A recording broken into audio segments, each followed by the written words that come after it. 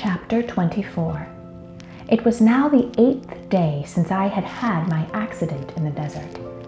I had listened to the story of the merchant. I was drinking the last drop of my water. "Ah," I said to the little prince, "these memories of yours are very sweet, but I have not yet repaired my plane. I have no more to drink, and I should be very happy if I could walk toward a spring of fresh water." "My friend, the fox," the little prince said to me. "My dear little man, this is not a matter of anything to do with the fox." "Why not?" "Because I am about to die of thirst." He did not follow my thought, and he answered me, "It is a good thing to have had a friend. Even if we are about to die, I am very glad to have had a fox as a friend." "He has no way of guessing the danger," I said to myself. "He has never been either hungry or thirsty." But he looked at me steadily and replied to my thought, "I am thirsty too. Let us look for a well." I made a gesture of tiredness. It is strange to look for a well in the huge size of the desert. Nevertheless, we started walking. When we had walked slowly along for several hours, the darkness fell and the stars began to come out. Thirst had made me a little fevered, so I looked at stars as if I were in a dream.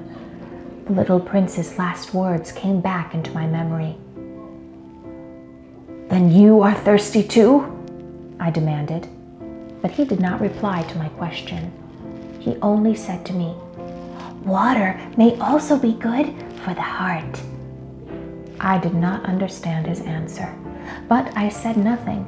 I knew very well that it was impossible to ask again. He was tired.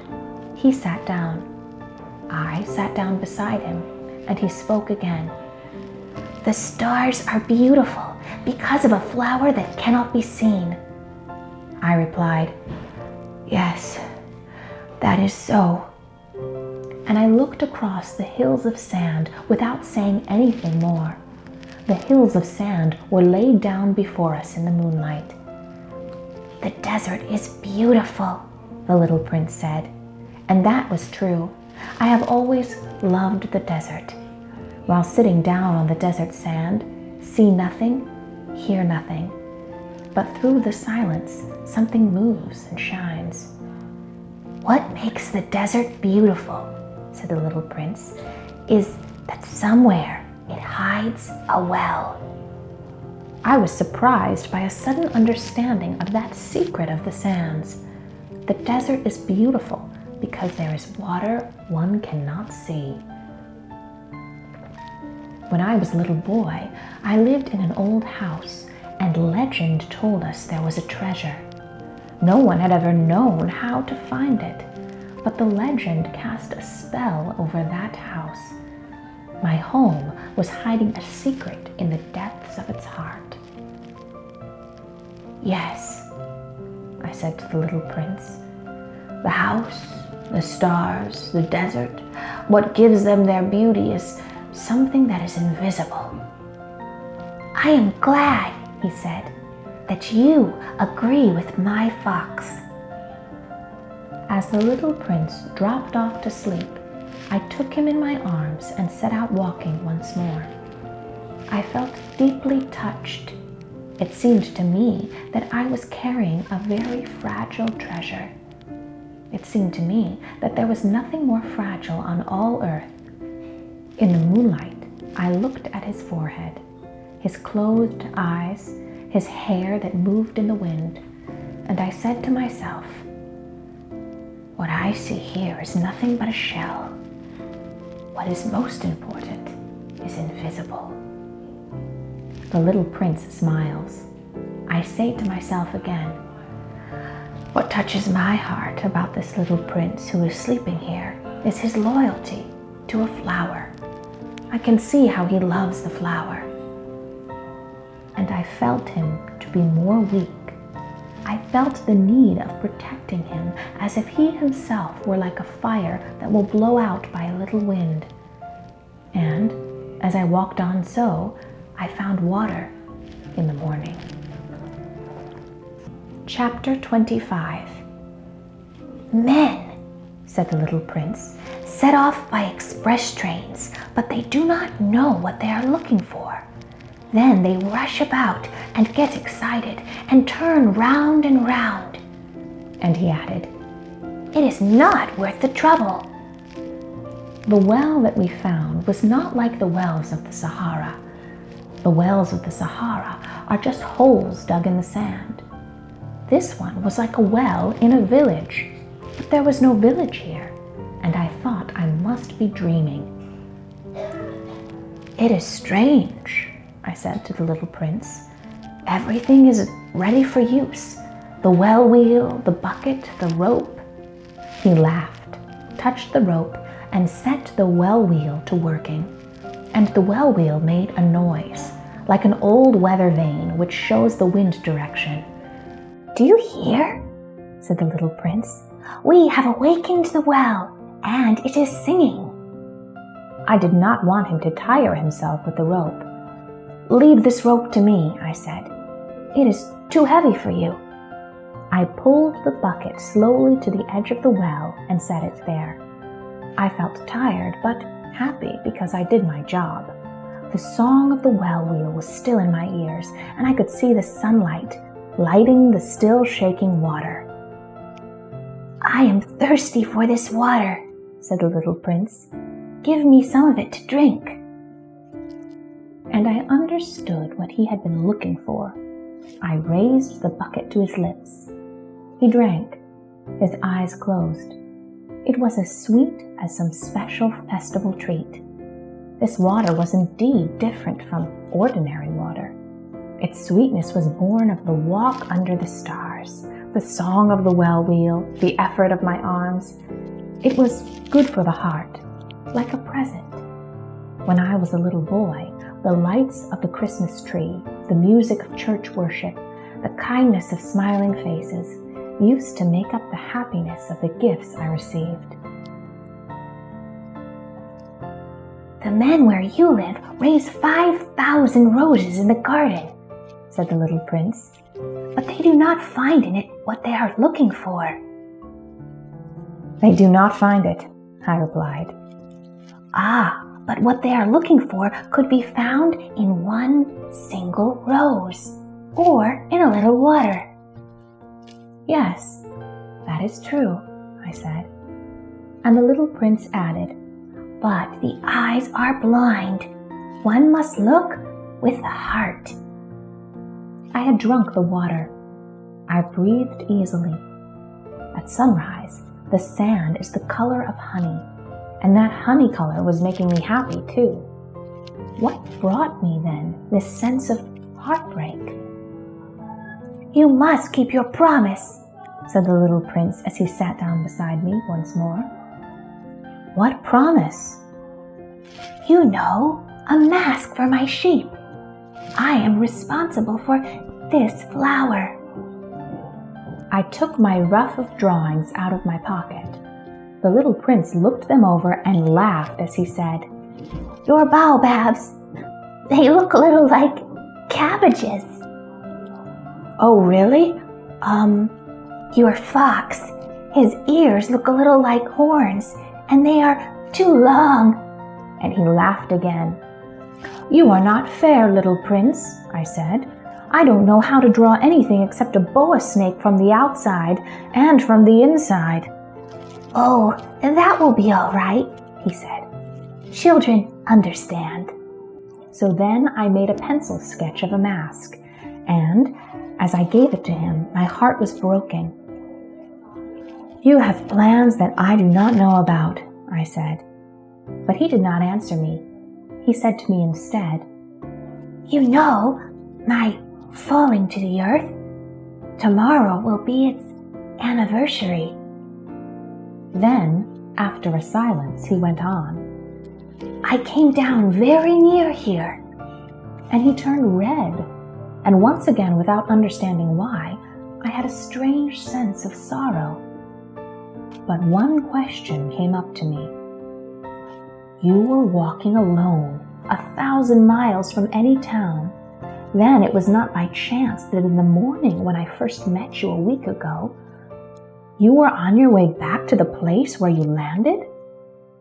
The little prince turned red again, and I added, with some delay, perhaps it was because of the anniversary? The little prince turned red once more. He never answered questions, but when one's face changed, that means, yes? Ah, I said to him, I am a little frightened, but he stopped me. Now you must work. You must return to your engine. I will be waiting for you here. Come back tomorrow evening. But I was not comfortable. I remembered the fox. If you are tamed by someone, you could get teary-eyed. Chapter 26. Beside the well, there was part of an old stone wall. When I came back from my work the next evening, I saw my little prince from a little distance. He was sitting on top of a wall, with his feet dropping. And I heard him say, "Then you don't remember. This is not the exact spot." Another voice must have answered him, for he replied to it, "Yes, yes, it is the right day, but this is not the place." I continued my walk toward the wall. I did not see or hear anyone, but the little prince replied once again, "Exactly. You will see where my track begins, in the sand. You have nothing to do but wait for me there. I shall be there tonight."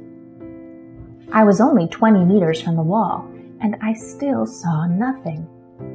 After a silence, the little prince spoke again. "You have good poison? You are sure that it will not make me hurt for too long?" I stopped in my tracks. My heart was broken to pieces, but still I did not understand. "Now go away," said the little prince. "I want to get down from the wall."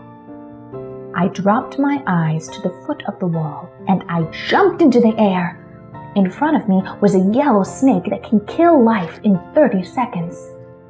Even as I was getting my revolver, I stepped back fast. But at the noise I made, the snake let himself move across the sand and, in no hurry, disappeared with a light sound between the stones. I reached the wall just in time to catch my little man in my arms. His face was white as snow. "What does this mean?" I demanded. "Why are you talking with snakes?" I had untied the golden scarf that he always wore. I had wetted the side of his forehead and had given him some water to drink. And now I did not dare ask him any more questions. He looked at me very seriously and put his arms around my neck. I felt his heart beating like the heart of a dying bird shot with someone's gun. "I am glad that you have found what was wrong with your engine," he said. "Now you can go back home." "How do you know about that?" I was coming to tell him that my work was successful, better than I have expected. He made no answer to my question, but he added, "I am also going back home today." Then, sadly, "It is much farther. It is much more difficult." I realized that an unexpected something was happening. I was holding him close in my arms as if he were a little child, and yet it seemed to me that he was rushing headlong into a deep place where I could not stop him. His look was very serious, like someone lost far away. "I have your sheep, and I have the sheep's box, and I have the mask." And he gave me a sad smile. I waited for a long time. I could see that he was getting well, little by little. "Dear little man," I said to him, You are afraid." He was afraid. There was no doubt about that. But he laughed lightly. "I shall be much more afraid this evening." Once again, I felt frozen by the sense of something destroyed, and I knew that I could not hear that laugh anymore. For me, it was like a spring of fresh water in the desert. "Little man," I said, "I want to hear you laugh again." But he said to me, "Tonight it will be a year. My star can be found right above the place where I came to Earth a year ago." "Little man," I said, "tell me that it is only a bad dream, this event of the snake and the meeting place and the star." But he did not answer my plea. He said to me instead, "The thing that is important is the thing that is not seen." "Yes, I know." "It is just as it is with the flower. If you love a flower that lives on a star, it is sweet to look at the sky at night. All the stars are abloom with flowers." "Yes, I know." "It is just as it is with the water. Because of the well wheel and the rope, what you gave me to drink was like music. You remember how good it was." "Yes, I know." "And at night you will look up at the stars where I live. Everything is so small that I cannot show you where my star is to be found. But it is better because my star will just be one of the stars for you. And so you will love to watch all the stars in the heavens. They will all be your friends. And besides, I am going to make you a present." He laughed again. "Ah, little prince, dear little prince, I love to hear that laugh." "That is my present, just that. It will be as it was when we drank the water." "What are you trying to say?" "All men have the stars," he answered, "but they are not the same stars for different people. For some who are travelers, the stars are guides. For others, they are no more than little lights in the sky. For others who are scholars, they are problems. For my businessmen, they were wealth. But all these stars are silent. You will have the stars as no one else has them." "What are you trying to say?" "In one of the stars I shall be living. In one of them I shall be laughing. And so it will be as if all the stars were laughing when you look at the sky at night. You will have stars that can laugh." And he laughed again. "And when your sorrow is comforted, you will be happy that you have known me. You will always be my friend. You will want to laugh with me, and you will sometimes open your window for that pleasure. And your friends will be surely surprised to see you laughing as you look up at the sky. Then you will say to them, 'Yes, the stars always make me laugh,' and they will think you are crazy. It will be a very cheap trick that I shall have played on you." And he laughed again. "Instead of stars, I had given you a great number of little bells that knew how to laugh." And he laughed again.